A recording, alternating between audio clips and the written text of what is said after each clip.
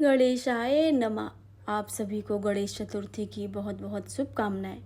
आप सभी का स्वागत है आपके अपने YouTube चैनल श्याम दीवाने। हर साल गणेश चतुर्थी का व्रत भाद्रपद माह के शुक्ल पक्ष चतुर्थी तिथि के दिन यह व्रत रखा जाता है। इस दिन गणेश भगवान की विधि विधान से पूजन करना चाहिए और आरती करनी चाहिए तथा कथा को पढ़ना या श्रवण करना बेहद ही जरूरी है। इसके बिना आपका व्रत अधूरा रह सकता है। आप सभी से अनुरोध है कि कथा को पूरा अवश्य सुने। कथा को अधूरा सुनने से कथा का पुण्य फल नहीं मिलता है। तो अगर आप मेरे चैनल पर नए आए हैं तो चैनल को सब्सक्राइब करके बेल आइकन को ज़रूर दबा लें ताकि आने वाली सभी वीडियो की जानकारी सबसे पहले आपके पास पहुंचे। प्रेम से बोलिए गणपति बप्पा मोरया। नंदकेश्वर कहते हैं कि आप लोग दत्तचित्त होकर इस कथा को श्रवण करें। भादो शुक्ल चतुर्थी को सदैव सावधानी पूर्वक गणेश जी के शुभदायक व्रत को करें। हे विप्रवर, नर तथा नारी जो भी इस व्रत को करते हैं वे तुरंत ही कष्टों से छुटकारा पा जाते हैं। उनके सभी कलंकों का शमन एवं विघ्न निवारण होता है। सुनसान वन में, विषम परिस्थितियों में, अदालत संबंधी मामलों में, संपूर्ण कार्यों में सफलता देने वाले यह व्रत संपूर्ण व्रतों में श्रेष्ठ है। यह व्रत गणेश जी को परम प्रिय है। सनत कुमार जी पूछते हैं कि प्राचीन काल में इस व्रत को किसने किया था? इसका प्रचार मृत्यलोक में किस तरह हुआ?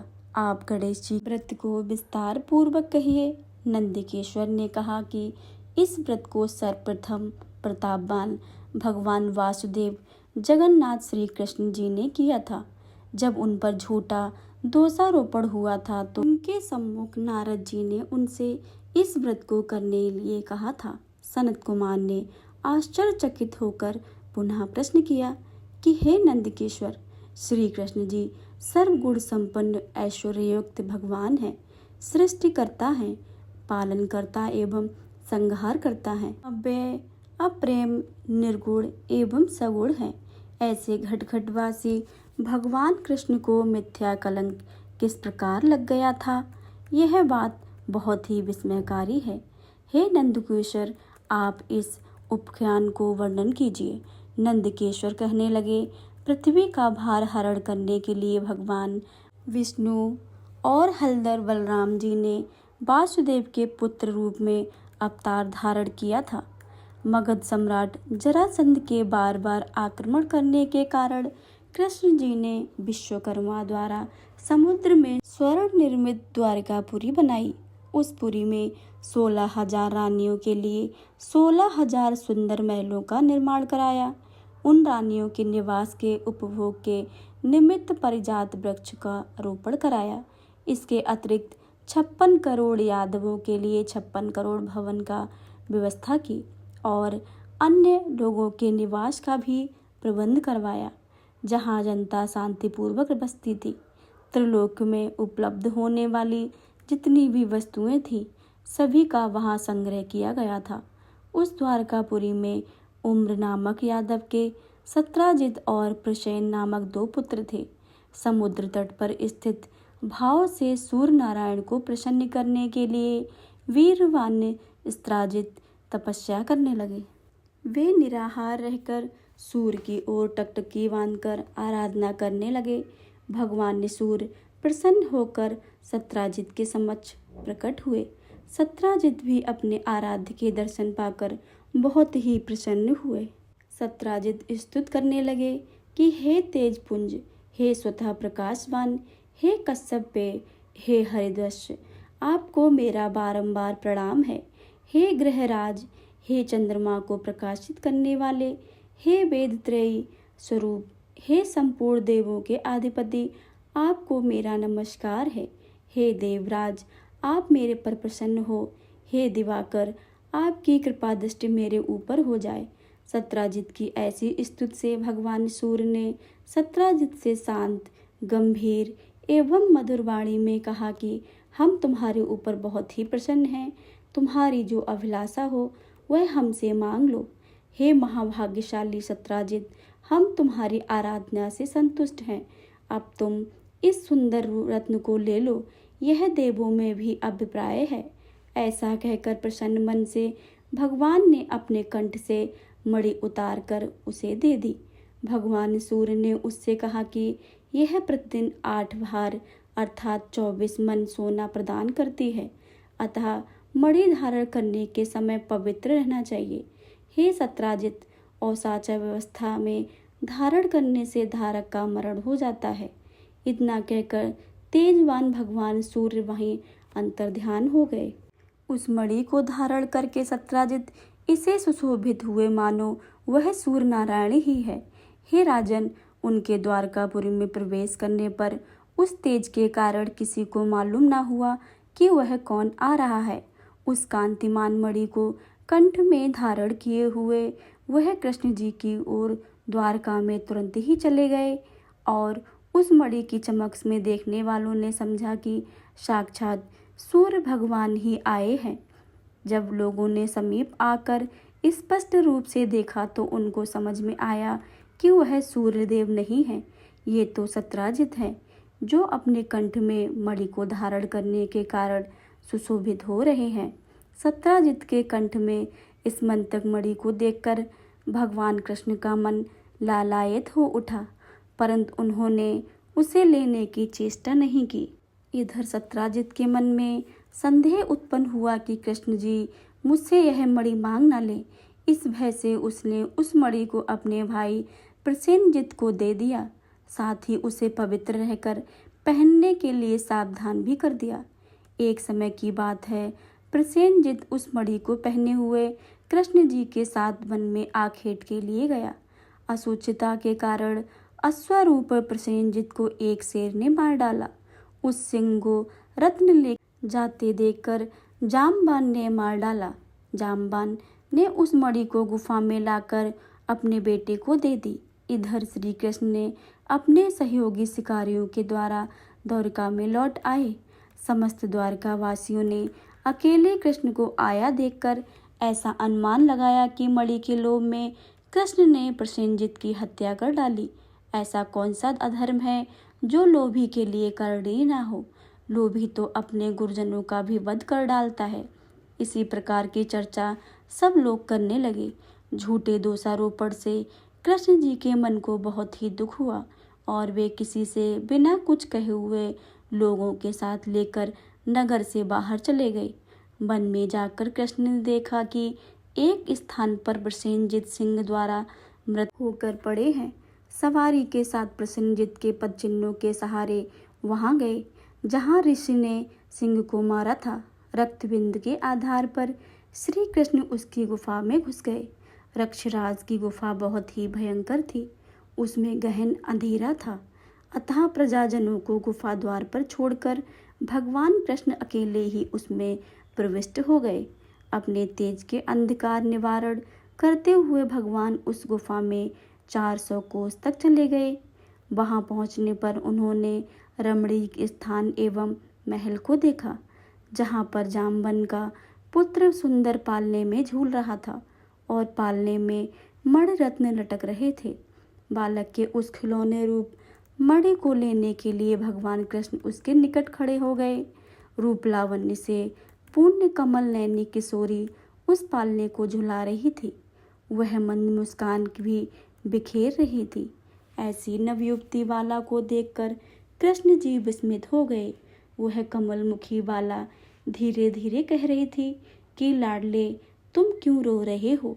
देखो, प्रसेनजित को सिंह ने मार डाला और सिंह को हमारे पिताजी ने मारकर यह स्मंतक मणि तुझे खेलने के लिए दिला दी है। कमल नयन भगवान कृष्ण को देखकर वह बाला कामातुर होकर धीरे धीरे प्यार भरी बातें करने लगी कि मेरे पिता की दृष्टि पड़ने से ही पहले आप यहाँ से चले जाइए। यह सुनकर प्रतापवान कृष्ण जी हंसकर अपने पंचजन्य शंख बजाने लगे। उस शंखनाद से रक्षराज घबराकर उठ बैठा और उनके पास चला आया। फलस्वरूप भगवान कृष्ण और जाम्बान ने परस्पर तुमुल युद्ध होने लगा। इस दृश्य से सभी नारियां चीत्कार करने लगी और गुफा के नागरिक आश्चर्य में पड़ गए। उधर गुफा द्वारा पर कृष्ण की प्रतीक्षा कर रहे पुरजन अपने मृत समझकर 7वें दिन द्वारका लौट आए। वहां पहुंचकर उन लोगों ने उनका मृतक कर्म कर डाला। इधर गुफा के अंदर भगवान कृष्ण और रक्षराज का 21वें दिन तक लगातार मल्लयुद्ध होता रहा। भगवान कृष्ण ने रक्षराज के युद्धमान को छीड़ कर दिया। त्रेता युग की बातों का स्मरण कर जामवान ने भगवान को पहचान लिया। जामवान कहने लगे कि मैं सभी देवों, दैत्यों, यक्षों, नागों, गंधर्वों, पिशाचों और मरुदगणों से अपराजेय हूँ। वे लोग मेरे पराक्रम के समक्ष टिक नहीं सकते हैं। हे देवादिदेव, आपने मेरे पर विजय पाई है, इससे आपका देवाधिपति होना निश्चित है। मैं समझ गया हूँ कि आप भगवान विष्णु का तेज हैं। ये अन्न में इतना बल नहीं हो सकता है जिसके किंचित कृपा कटाक्ष से चारों पदार्थ सुलभ हो जाते हैं, जिससे किंचित रोज में घड़ियाल, मगरमच्छ आदि जीव व्याकुल हो गए और अथाह सागर के विक्षुब्ध होने का हो उठा। उस सागर ने अपनी दृष्टता के लिए क्षमा याचना की और सेना के लिए मार्ग प्रदर्शन किया। आपने सेतु बांधकर अपने यश को उज्ज्वल किया और सैन्य दल के लंका पर आक्रमण करके राक्षसों को अपने बाणों द्वारा सिर छेदन किया। आप त्रेता युग के वही धनुर्धरी राम हैं। हे महाराज, जब आपके जामवन ने पहचान लिया है, उससे देवकी नंदन कृष्ण जी कहने लगे कि भगवान कृष्ण रक्षराज के मस्तक पर अपनी कल्याणकारी हाथ फेरते हुए उससे प्रेम पूर्वक कहने लगे, हे रक्षराज, इस मणि के कारण मुझे झूठा कलंक लगा है। उसी कलंक के निवारणार्थ हेतु मणि प्राप्त करने के लिए तुम्हारी गुफा में आया हूँ। भगवान की बात सुनकर जामवान ने प्रसन्नता पूर्वक अपनी कन्या जामवंती को उन्हें समर्पित करके दहेज स्वरूप मणि भी दे दी। भगवान कृष्ण ने कन्या और मणि ग्रहण करके जामवान के दुर्लभ ज्ञान का उपदेश देकर जाने का विचार किया। भगवान कृष्ण के जाने से पहले जामवान ने अपनी कन्या का पाणी ग्रहण करके उनके साथ विदा कर दिया।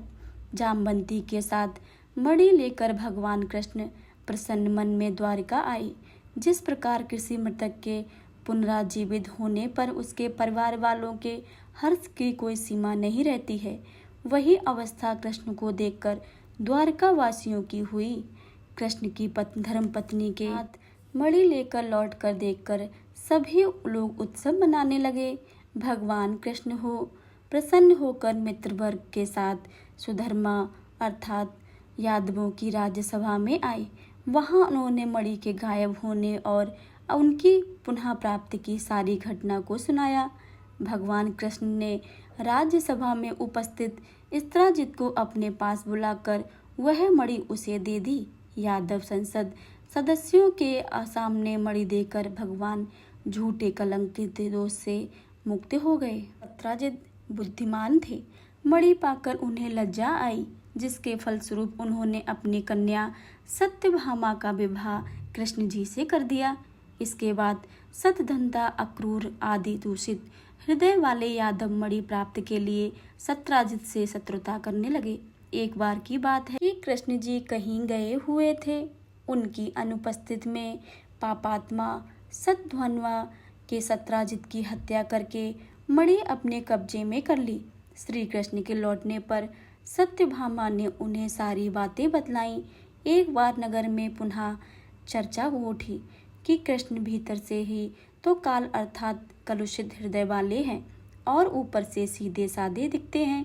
तब भगवान कृष्ण ने बलदेव जी से कहा कि भैया, सतधन्वा ने सत्राजित का वध कर डाला है, अतः वह मणि के साथ पलायन करने वाला है। सतधन्वा के सत्राजित की हत्या करके हम लोगों की मणि का अपहरण कर लिया है।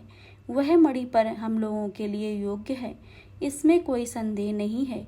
यह बात जब सतधन्वा को मालूम हुई तो उसने भयभीत होकर मणि को अक्रूर को दे दिया। मणि देने के पश्चात वह एक घोड़ी पर आरूढ़ होकर दक्षिण की ओर भाग गया। इधर रथारूढ़ होकर बलराम और श्री कृष्ण उनका पीछा करने लगे। 100 योजन के बाद उसकी घोड़ी मार डाली गई। तब वह पैदल भी भागा। भगवान श्री कृष्ण ने दौड़कर उसे पकड़ लिया और उसका वध कर डाला। मणि के लिए इच्छुक कृष्ण जी ने रथारूढ़ बलदेव से कहा कि हे भैया, इसके पास से तो मणि नहीं मिली। कृष्ण की बात से बलराम जी ने रुष्ट होकर कहा, कृष्ण, तुमने सदैव से कपट का व्यवहार किया है। तुमसे बढ़कर लोलूप और पापी कोई अन्य व्यक्ति नहीं होगा। जब तुम धन के लिए लोभ में पड़कर अपने सगे संबंधियों की हत्या करने में भी नहीं चूकते हो, तो ऐसा कौन भाई बंधु होगा जो तुम्हारा साथ देगा। अंतर बलराम जी की तुष्टि के लिए भगवान श्री कृष्ण ने शपथ के द्वारा उन्हें प्रसन्न करने का प्रयास किया। ऐसा मिथ्यापवाद के कलेश को सहन करना धिक्कार है। ऐसा कहकर बलदेव जी के देश में ओर चल गए और कृष्ण जी के रथ में सवार होकर द्वारकापुरी में वापस लौट आए। कृष्ण के लौटने पर द्वारकावासी पुनः चर्चा करने लगे कि कृष्ण ने अपने बड़े भाई बलराम जी को द्वारका से बाहर निकालकर अच्छा काम नहीं किया है। मणि के लोभ से उन्हें ऐसा करना उचित नहीं था। इस लोकापवाद से श्री कृष्ण के मन में बहुत ही खेद हुआ। उनका चेहरा मुरझाया गया। इधर अक्रूर भी तीर्थाटन के लिए द्वारका से निकल पड़े। उन्होंने काशीपुर में आकर यज्ञपति भगवान के लिए विष्णु योग किया। अक्रूर ने उस मणि द्वारा दैनिक स्वर्ण प्राप्ति के द्वारा सभी लोगों को दक्षिणा देकर संतुष्ट किया। नगर में विभिन्न देवों के मंदिरों का निर्माण करवाया। सूर्य द्वारा प्रदत्त उस मणि को सदैव अक्रूर पवित्रता के साथ धारण करते थे। फलस्वरूप वे जहाँ भी रहते थे वहाँ ना तो कोई अकाल पड़ता था और ना ही व्याधि जनित किसी रोग का प्रकोप होता था। भगवान कृष्ण सर्वज्ञ थे। वे सभी बातों को जानते थे। मनुष्य देहधारी होने के कारण लोकाचार के लिए माया विशेषता से अपनी अज्ञानता प्रकट करते थे। देखो तो मणि के कारण बलराम जी से विरोध हुआ और बार बार तरह तरह के अभियोग लगते रहे। अतः इतना कलंक कहाँ तक सहा जाए। कृष्ण जी की इस चिंता से वहाँ नारद जी आ पहुँचे। भगवान द्वारा अभ्यर्थी होकर आसन पर सुखपूर्वक बैठकर मुनि कहने लगे। नारद जी ने कहा कि हे भगवान, आप खिन्न क्यों दिखाई पड़ रहे हैं? आप किस चिंता में पड़े हुए हैं? हे केशव, आप संपूर्ण वृतांत मुझसे कहिए। श्री कृष्ण जी कहते हैं कि हे देवर्षि नारद, मुझे बार बार अकारण कलंक लग रहा है। इस कारण मुझे अत्यंत पश्चाताप है। मैं आपकी शरण में हूँ, आप मुझे चिंता रहित कीजिए। नारद जी ने कहा कि हे देव, आप पर लगने वाले कलंक का कारण मैं जानता हूँ। आपने भादो सुदी चतुर्थी का दर्शन किया है, इसलिए आपको बार बार कलंकित होना पड़ रहा है। नारद जी की बात सुनकर भगवान कृष्ण सार गर्भित वाणी में कहने लगे, हे देवर्षि नारद, चतुर्थी के दिन चंद्र दर्शन से कैसे दोष लगता है, जबकि द्वितीया के चांद का लोग दर्शन करते हैं और उसका सुंदर फल पाते हैं। नारद जी ने कहा कि स्वयं गणेश जी ने दर्शनीय रूप वाले अर्थात सुंदरतम रूप पर गर्व करने वाले चंद्रमा को श्राप दिया था कि आज के दिन जो लोग तुम्हारे दर्शन करेंगे, समाज में उन्हें व्यर्थ की निंदा का पात्र बनना पड़ेगा। श्री कृष्ण जी पूछा कि मुनिवर, अमृत की वृष्टि करने वाले चंद्रमा को गणेश जी को क्यों शाप देना पड़ा? आप सर्वोत्तम उपाख्यान का विस्तरण कीजिए। नारद जी ने उत्तर दिया कि प्राचीन काल में ब्रह्मा, विष्णु और शिव ने मिलकर गणेश जी को अधिष्ठा सिद्ध और नवनिधि का पत्नी स्वरूप प्रदान किया। तदंतर शास्त्रों विधि से गणेश जी की पूजा करके उन्हें संपूर्ण देवों में अग्रणी बनाकर प्रजापति ब्रह्मा जी को उनकी स्तुति करने लगे। ब्रह्मा जी ने कहा कि हे हाथी सदृश मुख वाले, हे गणपति, हे लंबेदर वरदायक, हे समस्त विद्याओं के अधिपति, हे देवताओं के अधिनायक, हे सृष्टिकर्ता, पालक करता एवं संहार करता गणेश जी की जो लोग भक्तिपूर्वक आपको लड्डू बनाकर पूजन करेंगे, उनके सभी विघ्न दूर कर हो जाएंगे और दुर्लभ सिद्धि प्राप्त होगी। इसमें संशय नहीं है।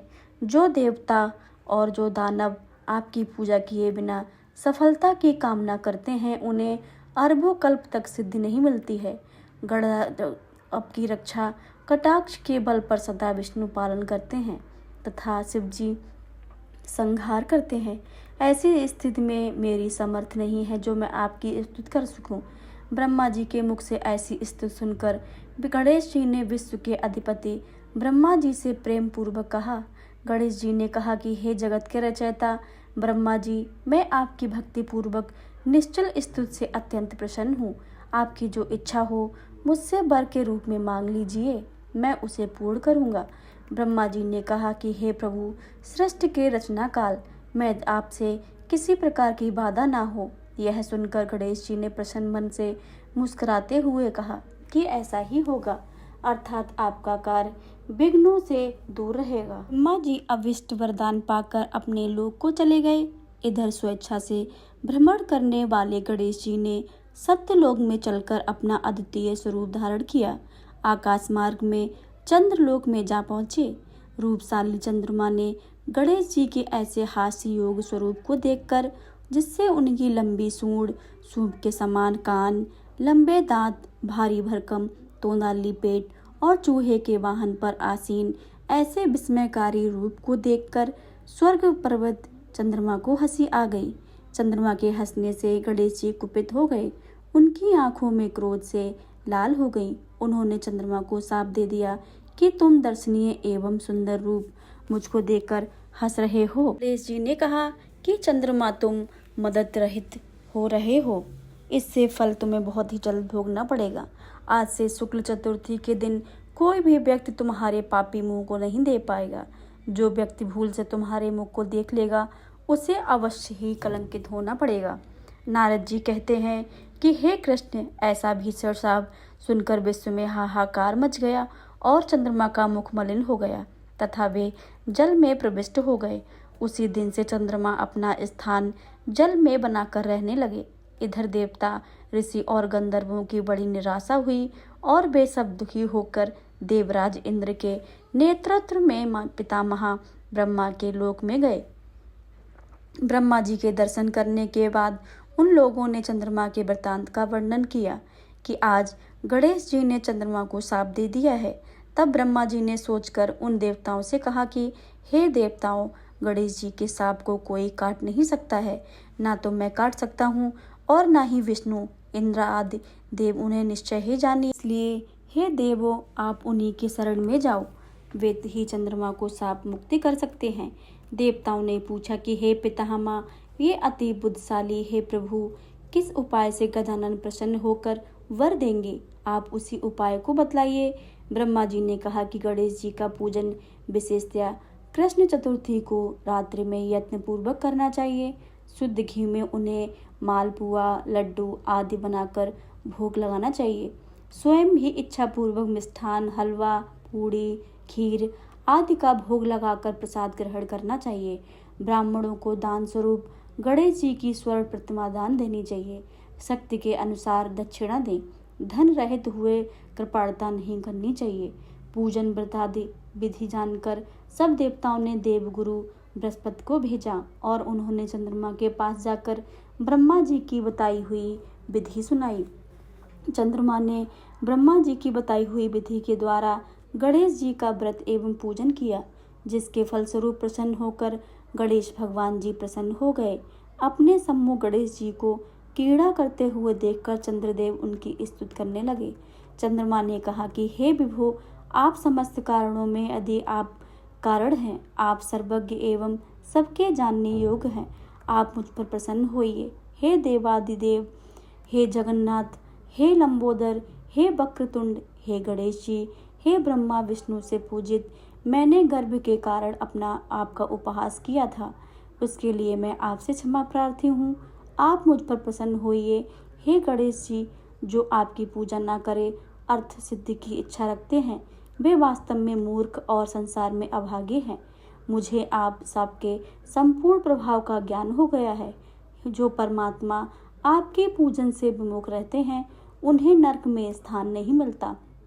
चंद्रमा द्वारा ऐसी स्तुति सुनकर गणेश जी हंसते हुए मेघ के समान गुरु गर्जना से बोले। गणेश जी कहने लगे कि हे चंद्रमा, मैं तुम्हारे ऊपर प्रसन्न हूँ। तुम्हारी जो इच्छा हो वह तुम मुझसे वरदान के रूप में मांग लो, मैं तुम्हें देने के लिए तैयार हूँ। चंद्रमा ने कहा कि मेरा दर्शन सभी लोग पुनः पूर्ववत होकर करने लगे। चंद्रमा ने कहा कि हे गणेश्वर, आपकी कृपा से मेरे पाप साप दूर हो जाएं। यह सुनकर गणेश जी ने कहा कि चंद्र, मैं तुमको इसके बदले दूसरा वरदान दे सकता हूँ, किंतु यह नहीं दे सकता हूँ। विघ्नेश्वर गणेश जी के ऐसे वचनों को सुनकर ब्रह्मा आदि देवगण अत्यंत भयभीत होकर भक्त वत्सल गणेश जी से प्रार्थना करने लगे। देवता लोग निवेदन करने लगे कि हे देवादिदेव, आप चंद्रमा को साप से मुक्ति कर दें। यही वरदान हम सभी आपसे चाहते हैं। आप ब्रह्मा जी के बड़प्पन का विचार कर चंद्रमा को साप मुक्त कर दें। देवताओं की बात सुनकर गणेश जी ने बड़े ही आदर के साथ कहा कि आप लोग मेरे भक्त हैं, अतः मैं आप लोगों की अभिष्ट का वरदान प्रदान कर सकता हूँ। गणेश जी ने कहा कि जो लोग